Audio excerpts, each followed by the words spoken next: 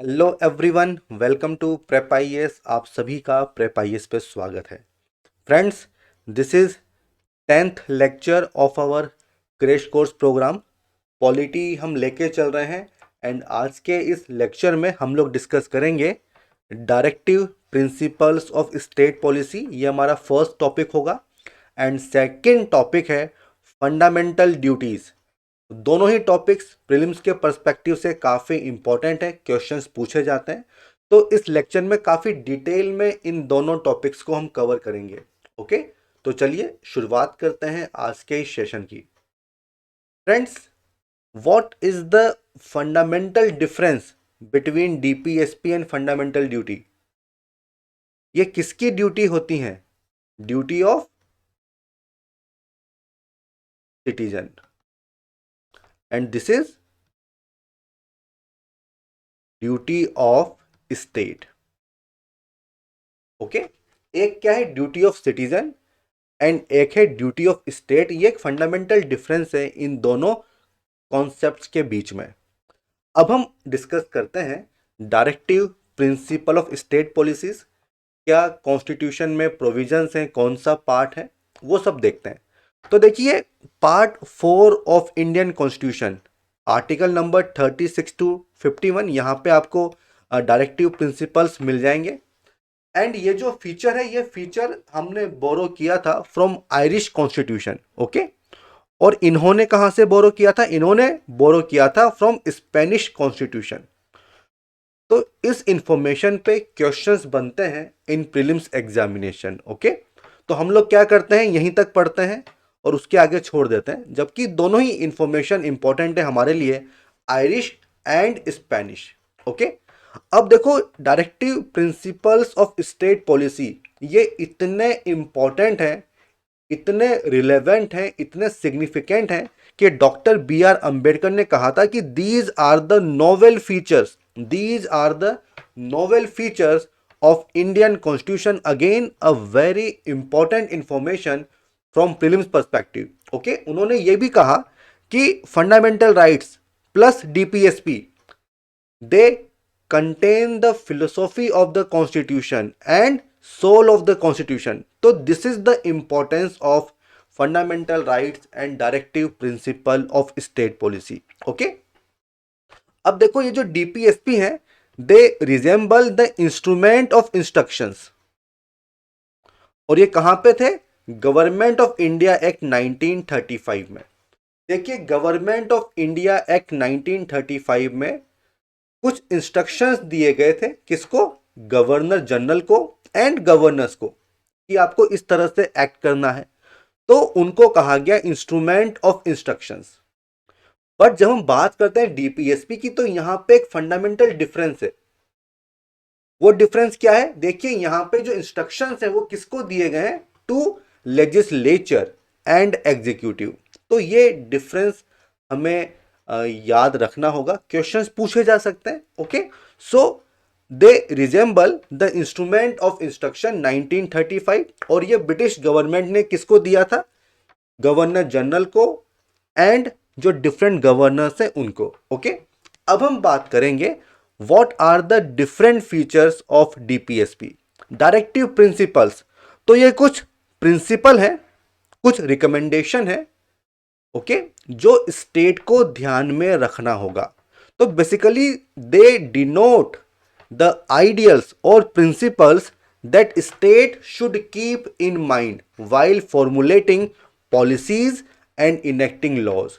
तो स्टेट जब भी कोई पॉलिसी बना रहा है, जब भी कोई लॉ इनेक्ट कर रहा है, तो इन प्रिंसिपल्स को आपको दिमाग में रखना होगा और यही इनकी इंपॉर्टेंस है। These are constitutional direction, these are constitutional recommendation to the state in legislative means जब लॉ बना रहे हो, एग्जीक्यूटिव जब आप इंप्लीमेंट कर रहे हो, एंड एडमिनिस्ट्रेटिव मैटर्स।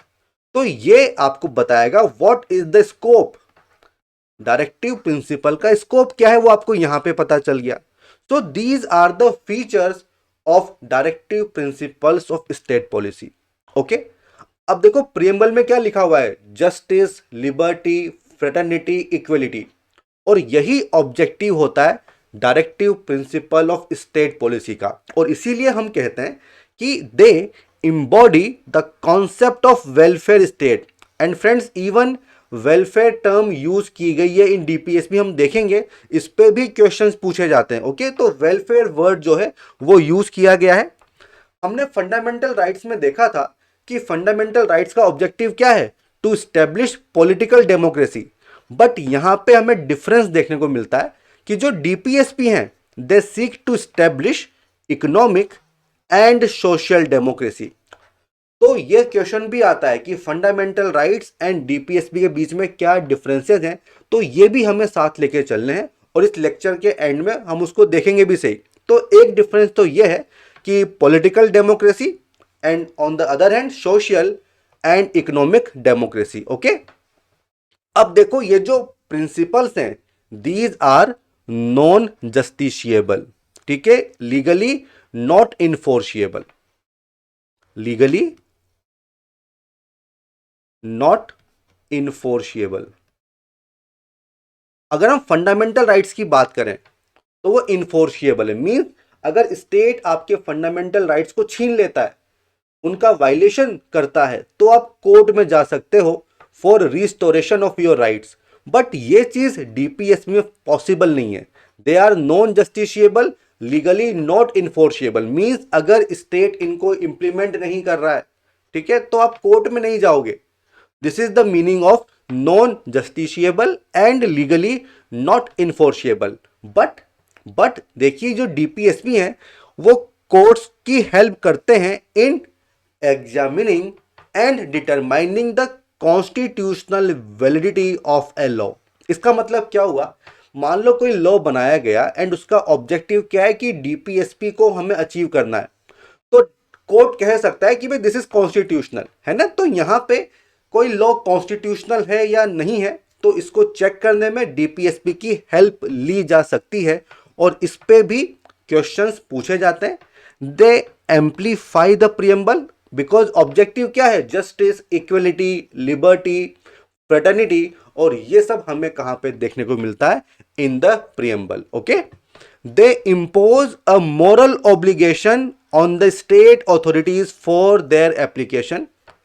भाई क्यों मोरल है, बिकॉज हम आगे देखेंगे साफ साफ मेंशन किया हुआ है कि ये जो प्रिंसिपल्स हैं ये फंडामेंटल प्रिंसिपल्स हैं इन द गवर्नेंस, और ये ड्यूटी होगी स्टेट की कि इनको फॉलो करे।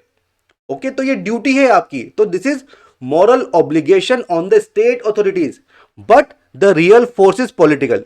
क्यों ऐसा बोला जा रहा है, भाई जब आप डीपीएसपी में प्रिंसिपल्स देखोगे ना तो आपको ऐसा लगेगा कि किसी पॉलिटिकल पार्टी का मैनिफेस्टो है कि अगर इन चीज को हमने इंप्लीमेंट कर दिया, अचीव कर लिया, तो वोटर्स तो आप ही को वोट देंगे।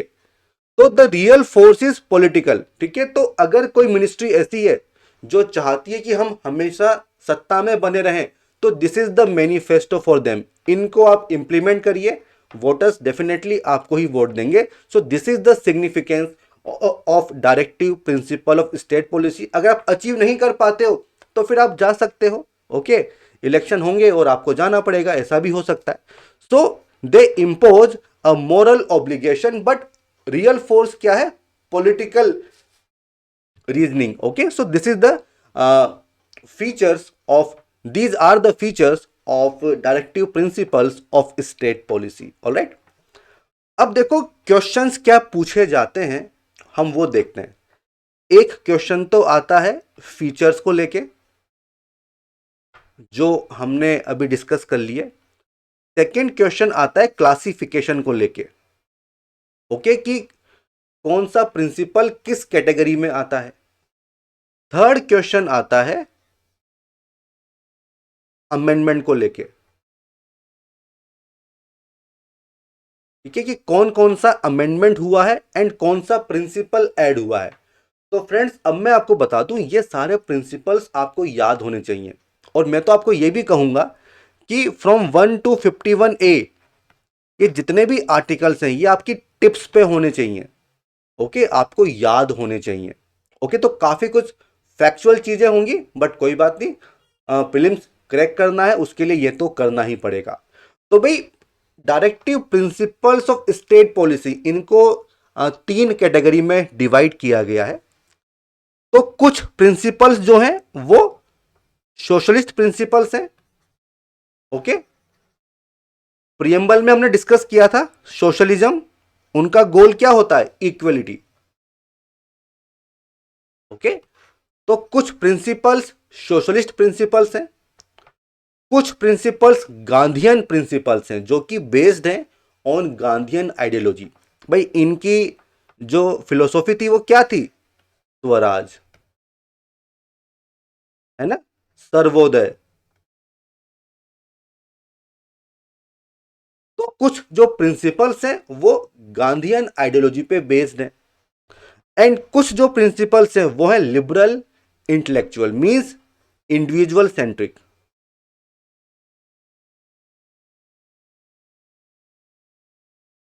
तो अब जब आप पढ़ोगे ना डायरेक्टिव प्रिंसिपल्स को, तो ये चीज माइंड में रखना कि क्या ये प्रिंसिपल गांधीयन है या लिबरल है या सोशलिस्टिक प्रिंसिपल है, क्योंकि इसी तरह से क्वेश्चन बनते हैं in your prelims examination. Okay, अब हम आते हैं what are different constitutional provision. ठीक है, तो भाई सबसे पहली बात होती है स्टेट की, कि स्टेट की डेफिनेशन में क्या क्या आएगा। दिस इज आर्टिकल नंबर 36, और आर्टिकल नंबर 36 ये कहता है कि the state has the same meaning as in part 3। Okay, तो वहां पे जो मीनिंग था फंडामेंटल राइट्स में, वही यहां पे मीनिंग होगा, और आप रिलेट कर पा रहे होंगे। This is article number 36।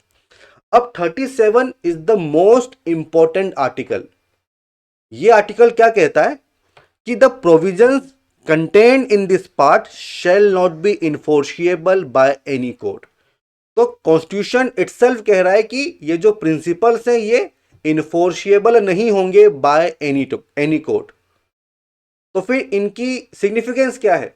But the principles are fundamental in the governance, ठीक है, of the country, and it shall be the duty of the state to apply these principles in making laws. तो जो moral duty की हमने बात की थी वो यहीं से आप समझ पाओगे। ठीक है, ये जो प्रिंसिपल्स हैं ये फंडामेंटल प्रिंसिपल्स हैं, आप इनको इग्नोर नहीं कर सकते हो, and it shall be the duty of the state to apply these principles in making laws. तो भाई आर्टिकल नंबर 37 मैं कहूंगा it is the most important article इस पार्ट में। आर्टिकल नंबर 37 जो ये कहता है कि इन्फोर्सेबल नहीं होंगे, फंडामेंटल है, एंड स्टेट की ड्यूटी होगी। और यही मैंने आपको बताया था, duty of state and duty of citizen, यही फंडामेंटल एक डिफरेंस है between DPSP and fundamental duty. Okay, अब हम आते हैं वो कौन से डायरेक्टिव प्रिंसिपल्स हैं जो कि सोशलिस्टिक प्रिंसिपल्स हैं।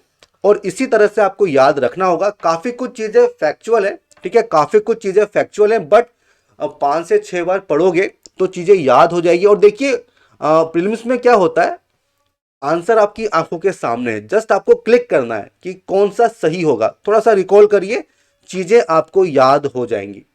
तो आर्टिकल 38 क्या बोलता है कि भाई हमें लोगों का जो वेलफेयर है उसको प्रमोट करना है। तो जो हमने कहा था कि वेलफेयर स्टेट होना चाहिए, पुलिस स्टेट नहीं होगा, वो हम क्यों कह रहे हैं? Because of article 38। ओके, तो जस्टिस को अचीव करना है, social justice, economic justice, political justice, income, status, facility and opportunity, इनकी जो इनइक्वलिटीज है उनको मिनिमाइज करना है। Means ultimately what is the goal? The goal is equality in the society, equality of income, status, facilities and opportunities. मतलब हर कोई अंबानी अदानी नहीं बन सकता, लेकिन अपॉर्चुनिटी सबको सेम मिलेगी। This is the article 38। अब आपको समझ में आ गया होगा। ओके, आर्टिकल 39 क्या बोलता है? To secure right to adequate means of livelihood, सबके पास कुछ ना कुछ रोजगार के मींस होने चाहिए। Equitable distribution of material resources, okay, prevention of concentration of wealth, 39B and C। I hope 31C आप रिकॉल कर पा रहे होंगे, वहां पे हमने डिस्कस किया था। Okay, equal pay for equal work for man and women, ultimately equality लेके आनी है। और देखिए ये सब क्या है? ये सब फंडामेंटल प्रिंसिपल्स हैं। इसीलिए मैंने कहा था कि एक पॉलिटिकल पार्टी का मैनिफेस्टो हो सकती हैं, क्योंकि ये वो ऑब्जेक्टिव हैं जो अगर अचीव हो जाएं तो फिर आप ही बने रहोगे, है ना। Preservation of health and strength of workers and children against forcible abuse, ये चीज नहीं करनी है। And opportunities for healthy development of children, okay, इसको सिक्योर करना है। This is article number 39 and it is a socialistic principle. और क्या आते हैं 39A, इक्वल जस्टिस को प्रमोट करना है, फ्री लीगल एड प्रोवाइड करनी है पुअर को, तो ये हम ऑलरेडी करते भी हैं। तो देखिए यहीं से बात आती है कि इन्फोर्सेबल नहीं है, बट जो स्टेट है वो अलग से लॉ बना के इनको इंप्लीमेंट कर सकता है, वो हम देखेंगे आगे, ठीक है। तो इनडायरेक्टली डेफिनेटली आप इनको इन्फोर्स कर ही सकते हो, इंप्लीमेंट कर सकते हो लॉ बना के। Article 41, to secure right to work, education, public assistance in cases of unemployment, old age, sickness, disablement. Means अगर कोई बेरोजगार है, ठीक है, कोई बूढ़ा है, बीमार है, तो भाई आपके पास राइट टू वर्क होना चाहिए, एजुकेशन होना चाहिए, पब्लिक असिस्टेंस आपके पास होनी चाहिए। This is article number 41। Then 42, to make provisions for just and humane condition of work. तो जो वर्किंग एनवायरमेंट है वो जस्ट होना चाहिए, ह्यूमेन होना चाहिए, डिस्क्रिमिनेशन नहीं होना चाहिए। And maternity relief, again very important DPSP, इनको आप यूज कर सकते हो in your mains answer writing also, ठीक है। Next one is article 43। ये क्या कहता है? लिविंग वेज को सिक्योर करना, decent standard of life, social and cultural opportunities for all workers, ठीक है। तो वर्कर्स के इंपावरमेंट की बात यहां पे होती है, आर्टिकल नंबर 43। 43A क्या है? To take steps to secure the participation of workers in the management of industries, okay, this is article number 43A। And 47 क्या बोलेगा? Level of nutrition, standard of living, इसको रेज करना है, public health को improve करना है। तो देखिए ये सब क्या है? फंडामेंटल प्रिंसिपल्स हैं। This is article number 47। अब हम आते हैं गांधीयन प्रिंसिपल्स के ऊपर कि कौन कौन से डीपीएसपी हैं जो गांधीयन प्रिंसिपल्स पे बेस्ड हैं। तो पहला है आर्टिकल नंबर 40। तो भाई गांधी जी स्वराज की बात करते थे, तो जो विलेज पंचायत है इनको इंपावर कीजिए, to organise village panchayat and endow them with necessary powers and authority to enable them to function as units of self government. और ये हमने किस तरह से किया है? 73rd 74th amendment act, okay. तो इस तरह से आपको रिलेट करना है। Next one is to promote cottage industries on an individual and cooperation basis in rural societies, okay, article number 43। Next one is 43B, B for Bombay. तो cooperative societies को लेके हैं, to promote voluntary formation, autonomous functioning, democratic control and professional management of cooperative societies, okay, और ये news में रहता भी है। देन आर्टिकल नंबर 46 बहुत ही इंपॉर्टेंट है, to promote the educational and economic interest, जो बैकवर्ड सेक्शंस है, SC ST weaker section of society, ठीक है, उनके एजुकेशनल इकोनॉमिक इंटरेस्ट को प्रमोट करना है। And to protect them from social injustice and exploitation, ठीक है भाई, अनटचेबिलिटी नहीं होनी चाहिए, है ना। रिजर्वेशन की बात भी आप कर सकते हो। This is article number 46, Gandhian principle. Then 47, to prohibit the consumption of intoxicating drinks, drugs which are injurious to health, okay, again a Gandhian principle. Article 48, to prohibit the slaughter of cows, calves and other milch and draught cattle and to improve their breeds, okay। तो ये Gandhian principal है कि जो cause हैं इनके slaughter को prohibit करना है। और आप देखेंगे कभी कभी इस पे लॉज वगैरह भी बन जाते हैं, ठीक है। This is article number 48। अब आता है लिबरल प्रिंसिपल्स। इस पे अक्सर क्वेश्चंस आते हैं। कहाँ आते हैं मैं आपको बताता हूं। यूनिफॉर्म सिविल कोड हमेशा न्यूज में होता है, this is article number 44 and ये एक डायरेक्टिव प्रिंसिपल है to secure for all citizens a uniform civil code throughout the country. Okay, then article number 45 to provide early childhood care and education for all children until they complete the age of 6 years। तो 6 to 14 ये तो fundamental right है, उससे पहले डाल दिया directive principle में। Okay, 0 to 6। Okay, then article number 48 to organise agriculture animal husbandry on modern lines scientific lines. Okay, 48A to protect and improve the environment and to safeguard forest and wildlife. देखो similarly एक fundamental duty भी है, तो दोनों में confuse आपको नहीं होना है, अच्छे से याद करना कि क्या चीज डीपीएसपी है और क्या चीज फंडामेंटल ड्यूटी है। Okay, next one is article number 49 to protect monument places objects of artistic of historic interest which are declare to be of national importance, और इस पे भी लॉ बनाया गया है आर्टिकल नंबर 49। ओके, 50 क्या बोलता है, to separate judiciary from executive. Again very very important, इस पे क्वेश्चंस आते हैं कि सेपरेशन ऑफ पावर की जो बात होती है उसका कौन सा आर्टिकल है, आर्टिकल नंबर 50। इसको आप एज एन एग्जाम्पल यूज कर सकते हो, आर्टिकल नंबर 50। ओके, एंड आखिरी है आर्टिकल 51, अगेन आईआर के लिए बहुत इंपॉर्टेंट है, to promote international peace security maintain just and honourable relations between nations. ये कहा गया है और यही तो हमारी फॉरेन पॉलिसी है, to foster respect for international law treaty obligations and to encourage settlement of international disputes by arbitration.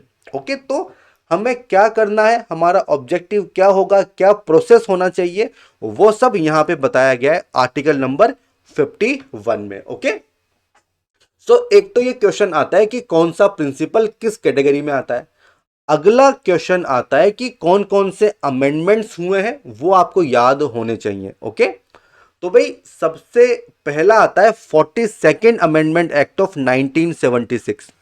तो टोटल 4 अमेंडमेंट्स हैं जो आपको याद रखने होंगे। Article 39 to secure opportunities for healthy development of children, ये 42nd अमेंडमेंट के थ्रू इसको इंसर्ट किया गया था, article 39। Then free legal aid, ये भी इंसर्ट किया गया था। Then 43A to take steps to secure the participation of workers in the management, and 48A to protect improve the environment safeguard forest and wildlife. Okay, तो ये जो 4 provision है ये इंसर्ट हुए थे bye 42nd amendment act of 1976। उसके बाद 44th amendment act of 1978, तो आर्टिकल 38 को अमेंड किया गया, state to minimise inequalities income status facilities opportunities, इसको इंसर्ट किया था by 44th amendment act. Second one is 86th amendment act. तो इसमें क्या किया, जो अर्ली चाइल्डहुड केयर है इसको इंसर्ट किया था article 45। And next one is 97th amendment act of 2011, इसमें कोऑपरेटिव सोसाइटीज इसको इंसर्ट किया गया था आर्टिकल 43B। तो भाई फैक्चुअल है, आपको याद करना ही पड़ेगा, there is no other alternative. And इस तरह के क्वेश्चंस पूछे गए हैं इसलिए हर चीज हम कवर करेंगे। ओके, कहने को क्रैश कोर्स है बट जो भी चीज रिलेवेंट होगी वो मैं आपको बताऊंगा। अब इस पे आपको मेहनत करनी है, इसको रिवाइज करिए, बार बार पढ़िए, और इससे क्या होगा आप आराम से रिकॉल कर पाओगे। ओके, अब देखो हमने ये देखा कि फंडामेंटल राइट्स जो हैं वो इन्फोर्शिएबल हैं, बट जो डीपीएसपी है ये इन्फोर्शिएबल नहीं है। तो भाई देखिए सर BN राव ये कॉन्स्टिट्यूएंट असेंबली के एडवाइजर थे, ठीक है। तो इन्होंने ये सजेस्ट किया था कि जो इंडिविजुअल के राइट्स हैं वो 2 कैटेगरी में होने चाहिए। एक राइट इन्फोर्शिएबल होने चाहिए एंड दूसरे नॉन इन्फोर्शिएबल। और इस बात को एक्सेप्ट किया था, इस रिकमेंडेशन को एक्सेप्ट किया था ड्राफ्टिंग कमेटी ने। और वही हमने देखा पार्ट 3 में फंडामेंटल राइट्स हैं जो कि जस्टिशिएबल है, इन्फोर्शिएबल है, एंड पार्ट 4 में वी हैव डायरेक्टिव प्रिंसिपल जो कि नॉन जस्टिशिएबल है एंड नॉन इन्फोर्शिएबल है। तो भाई ऐसा क्यों किया गया था? क्योंकि देखिए जिस टाइम पे हमें आजादी मिली, फ्रीडम मिली, तो हमारे पास रिसोर्सेज काफी कम थे। तो सबसे बड़ा चैलेंज ये था कि जो लिमिटेड रिसोर्सेज है इनको कहां पे यूज करना है। तो यहीं पे बात आती है प्रायोरिटी की कि आपकी प्रायोरिटीज क्या है। तो फंडामेंटल राइट उस समय प्रायोरिटी थी। बाकी जो दूसरे राइट्स हैं जो डीपीएसपी में डाले गए, इनको ये समझा गया कि जब भी फ्यूचर में स्टेट के पास रिसोर्सेज होंगे तो वो अपने हिसाब से डिसाइड करेगा कि किस तरह से इनको इंप्लीमेंट करना है। ओके, तो इसलिए इसलिए इनको नॉन जस्टिशिएबल, लीगली नॉन इन्फोर्शिएबल बनाया गया। ओके, मेन इशू क्या था? फाइनेंशियल रिसोर्सेज हमारे पास काफी कम थे। ओके, अब देखो अगला जो डायमेंशन है वो ये आता है कि what is the relation between DPSP and fundamental right, और ये क्यों हमें समझना होगा। देखिए फंडामेंटल राइट क्या बात करता है? राइट टू इक्वलिटी की, है ना। एंड अभी जस्ट हमने देखा डीपीएसपी में आर्टिकल नंबर 46, वो क्या बात करता है कि जो वीकर सेक्शन है, ठीक है, एससी एसटी, इनके इंटरेस्ट को हमें प्रमोट करना है। मींस इनके लिए आप स्पेशल प्रोविजंस बना सकते हो। तो अगर आप 46 को इंप्लीमेंट कर रहे हो तो फंडामेंटल राइट का वायलेशन होता है, तो आपको फंडामेंटल राइट्स को अमेंड करना पड़ेगा 46 को इंप्लीमेंट करने के लिए। तो यहीं पे क्वेश्चन आता है कि क्या आप ऐसा कर सकते हो क्या? रिलेशन क्या है फंडामेंटल राइट का विद डीपीएसपी? तो ये हमें बताया गया मिनर्वा मिल केस में, जो कि 1980 का केस है। इस केस में सुप्रीम कोर्ट ने यह कहा कि जो डायरेक्टिव प्रिंसिपल्स हैं they are subordinate to fundamental rights. ठीक है, कौन सबऑर्डिनेट है? Directive principles. मींस सुप्रीमेसी किसकी होगी? फंडामेंटल राइट्स की। बट दो प्रिंसिपल्स ऐसे हैं 39B एंड 39C, ठीक है, ये आपको याद रखने होंगे। तो fundamental rights conferred by 14 and 19 they were accepted as subordinate to DPSP 39B and C। कौन सा आर्टिकल है? 31C, हमने देखा था। तो यहां पे डीपीएसपी को प्राइमेसी दी गई है। ओके, 39B और C को अगर आपको इंप्लीमेंट करना है तो आप 14 19 की टेंशन आपको नहीं लेनी। ओके, ये भी कहा कि Indian constitution is founded on the bedrock of balance between fundamental rights and DPSP. ठीक है, तो दोनों के बीच में एक बैलेंस होना चाहिए। ठीक है, और this harmony, this balance, this is the basic structure of constitution. Again a very important information.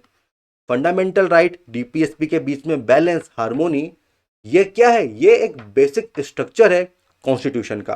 तो what is the summary? Summary is fundamental rights they enjoy supremacy over directive principles. But इसका मतलब ये नहीं है कि आप directive principles को implement नहीं कर सकते हो। आप डेफिनेटली इंप्लीमेंट कर सकते हो एंड उसके लिए you can also amend fundamental rights. But the only thing is आप कॉन्स्टिट्यूशन के बेसिक स्ट्रक्चर को डिस्ट्रॉय नहीं करोगे। So this is the summary. Okay, कि fundamental rights they enjoy supremacy over DPSP.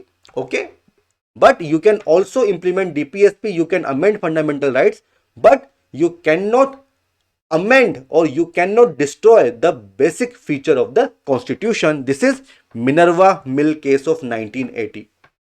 अब देखो कुछ डायरेक्टिव प्रिंसिपल्स हैं जो कि पार्ट 4 के बाहर भी दिए गए हैं कॉन्स्टिट्यूशन में, इन पे भी क्वेश्चंस आते हैं। जैसे कि article 335 claims of SC ST to services, ये भी एक इंस्ट्रक्शन है आउटसाइड पार्ट 4। आर्टिकल 350 है जो बात करता है कि इंस्ट्रक्शंस इन मदर टंग स्टेट की को डायरेक्ट किया गया है। Article 351 development of Hindi language, तो ये भी ड्यूटी है यूनियन की कि प्रमोट करें। तो ये सब इंस्ट्रक्शंस हैं आउटसाइड पार्ट 4। ओके, तो ये आपको याद होने चाहिए। अब देखो what is the difference between DPSP FR, इसको देख लेते हैं।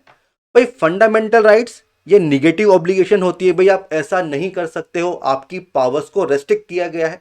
जबकि डीपीएसपी पॉजिटिव ऑब्लिगेशन है, भाई ये करना है आपको। ओके, ये जस्टिशिएबल है, ये नॉन जस्टिशिएबल है। यहां पे पॉलिटिकल डेमोक्रेसी, यहां पे सोशल इकोनॉमिक। ये बात करते हैं इंडिविजुअल राइट्स की, इंडिविजुअल वेलफेयर की, जबकि यहां पे बात होती है वेलफेयर ऑफ कम्युनिटी की। मोस्ट ऑफ देम ऑटोमेटिकली वो इन्फोर्सिएबल होते हैं, ठीक है। जबकि यहां पे आपको लॉ बनाना पड़ेगा, और लॉ बना के ही आप डीपीएसपी को इंप्लीमेंट कर सकते हो। और ऐसा नहीं है कि लॉ नहीं बनाए गए हैं, काफी सारे लॉ बनाए गए हैं, आप देख सकते हैं स्क्रीन पे। ओके, तो बेसिकली जो डायरेक्टिव प्रिंसिपल्स हैं उनको इंप्लीमेंट करने के लिए ही इन लॉज को बनाया गया है। जैसे कि legal services authority act of 1987, भाई आपको फ्री लीगल एड देनी है। वाइल्ड लाइफ प्रोटेक्शन एक्ट 1972, ठीक है। खादी विलेज इंडस्ट्रीज बोर्ड बनाया गया। पंचायती राज सिस्टम, ये सब इसी के एग्जाम्पल हैं। Reservation for SC ST, okay, article number 46। I hope ये जो डीपीएसपी वाला चैप्टर है ये आपको क्लियर हो गया होगा। तो कुछ कॉन्सेप्ट्स भी हैं, लेकिन मेजर पोर्शन फैक्चुअल है, तो वो चीजें आपको याद करनी पड़ेगी। ओके, अब हम आते हैं फंडामेंटल ड्यूटीज को डिस्कस करते हैं। देखिए, फंडामेंटल ड्यूटीज, मैंने कहा था कि these are the duties of citizen, ठीक है। आपको यह भी याद रखना पड़ेगा कि rights and duties they are correlative. क्यों भाई? क्योंकि जब आप राइट्स को एंजॉय करते हो तो उसके साथ साथ आपको फ्री में एक ड्यूटी भी मिलती है।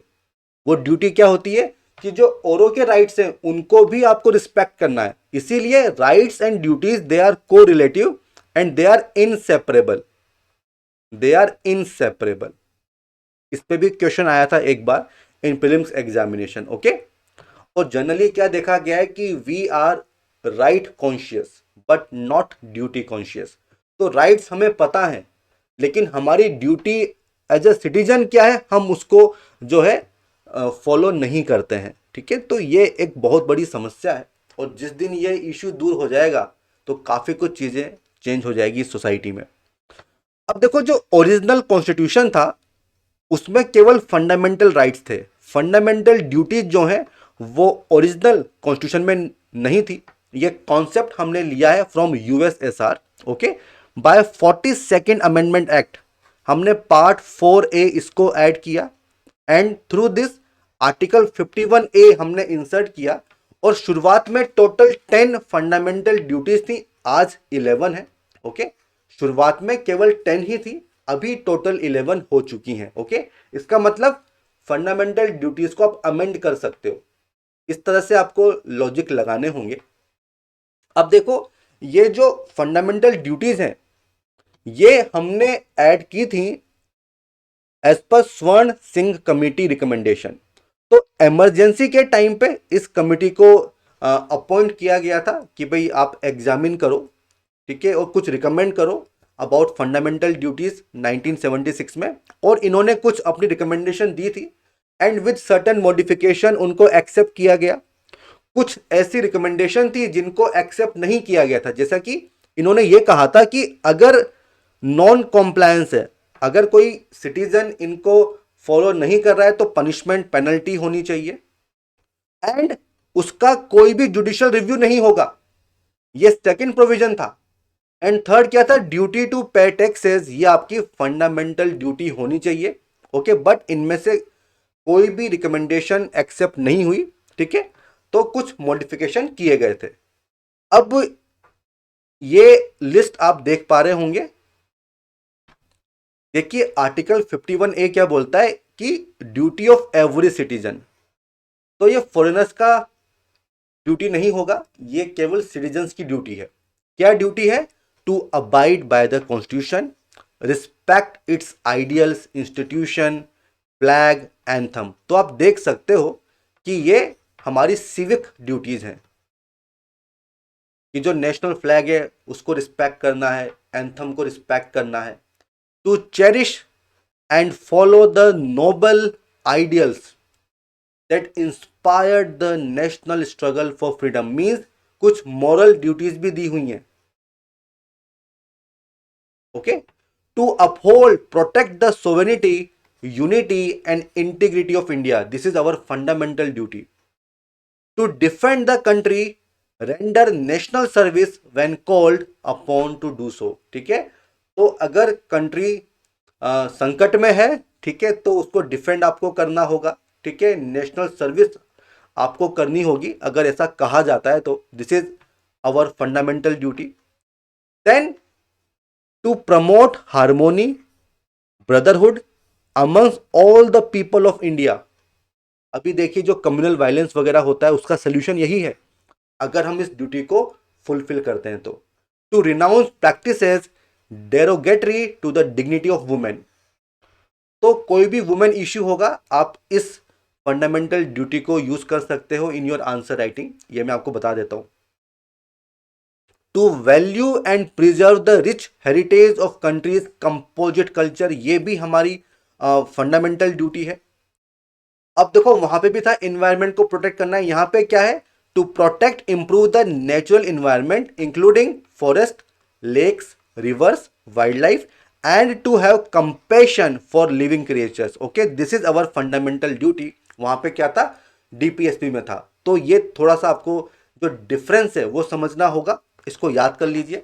और क्या है, to develop scientific temper, humanism, spirit of inquiry, reforms. ठीक है, सुपरस्टिशियस बिलीफ नहीं होने चाहिए, साइंटिफिक टेम्पर होना चाहिए, ह्यूमनिज्म होना चाहिए, स्पिरिट ऑफ इंक्वायरी, रिफॉर्म्स होने चाहिए, मीन्स दिमाग लगाना है. ओके, हर चीज को ऐसे ही एक्सेप्ट मत कर लो.